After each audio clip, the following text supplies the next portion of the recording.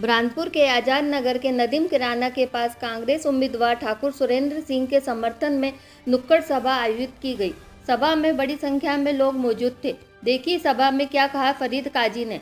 शौकत महमान में जो मीटिंग हुई वहां भी ये तय हुआ था कि अगर कांग्रेस पार्टी मुसलमान को टिकट नहीं देगी तो इत्तेफाक राय से निर्दलीय उम्मीदवार को चुनाव मैदान में खड़ा किया जाएगा।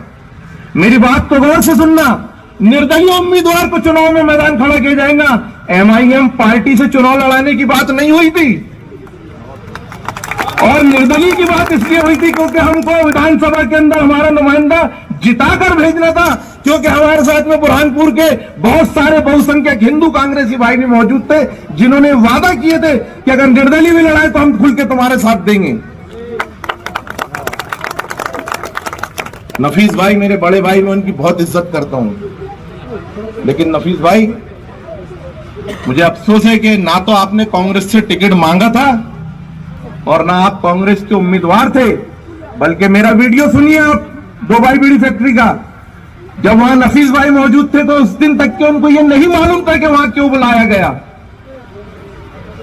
फिर अचानक जब इन्होंने देखा कि यार ये तो मुखालिफत कर रहे, निर्दलीय की बात कर रहे, क्योंकि जो लोग इनके पीछे थे, जिनका मकसद सिर्फ ठाकुर सुरेंद्र सिंह को चुनाव हराना था, इनका मकसद भारतीय जनता पार्टी को मजबूत करना था, उनको मालूम था कि अगर निर्दलीय उम्मीदवार कोई मुसलमान लड़ गया और उसको 10-15 हिंदू जो समाज के साथ जुड़ने वाले हिंदू समाज के वोट अगर मिल गए तो मुसलमान यहां से चुनाव के जीत के चला जाएगा, इनके मंसूबे में पानी भर जाएगा। इनका मकसद सिर्फ ठाकुर सुरेंद्र सिंह को रोकना था, उसको चुनाव हराना था, मुसलमान को नुमाइंदा बना के चुनाव जिता के भेजना इनका मकसद नहीं था। इसलिए भोपाल से आने के बाद इन्होंने जितनी मीटिंगें लिए कि तुमने किसी मीटिंग में मुझे बुलाया क्या? क्यों नहीं बुलाए? क्योंकि मालूम था कि सिर्फ निर्दलीय की बात करेंगे, ये एमआईएम की बात नहीं करेगा। ये एमआईएम पार्टी को आज से 1.5 साल पहले मैंने बीजेपी की बी टीम बोल के जो है पत्रकार वार्ता लेके छोड़कर आया हूं। जब मैं एमआईएम में था, जब यही बंसी भैया के भैया जो हमारे को बीजेपी की बी टीम बोलते थे, ये उस वक्त इनको मैं बुरा नजर आता था, उस वक्त इनको एमआईएम पार्टी बुरी नजर आती थी। इनका मकसद चुनाव लड़के मुसलमान को जिताना नहीं था, इनका मकसद था, इनको मालूम था कि बुरहानपुर शहर के अंदर वो सुलझे हुए मुसलमान हैं जो किसी भी ऐसी जो मतलब बहुत ज्यादा नफरत फैलाने वाली पार्टी अगर हो उसके साथ कभी नहीं खड़े रहेंगे। तो इनका मकसद भी इतना था कि सिर्फ इतने वोट ले ले कि उम्मीदवार भी हार जाए और जो है कांग्रेस भी हार जाए। इसलिए इन्होंने जो है तो एमआईएम से उम्मीदवार बना के लाया।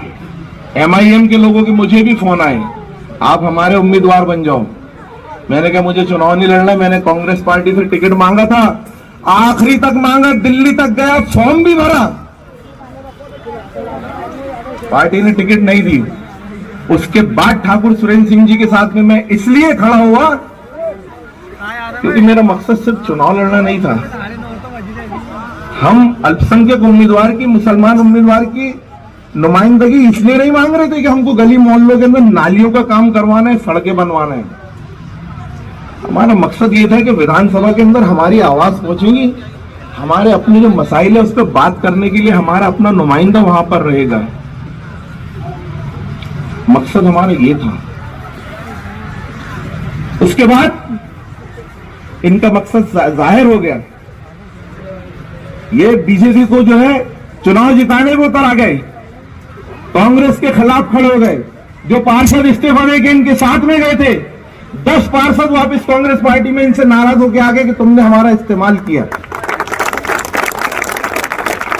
वो पार्षद मेरे पास है, यहां बैठे हुए, फरीद भाई अपने साथ गेम हो गया। मैंने कहा कोई भी गेम कर ले, कितनी साजिश कर ले, इज्जत और जिल्लत का देने वाला अल्लाह है। मेरे वीडियो मैंने जो कहा था मैं उस पर कायम था, आज भी कायम हूं। मुझे मालूम था कि ये सुलझेगा बुरहानपुर के अंदर। वो बाशऊर, वो ऐसे लोग हैं जो एक एक बारीकी को समझते हैं।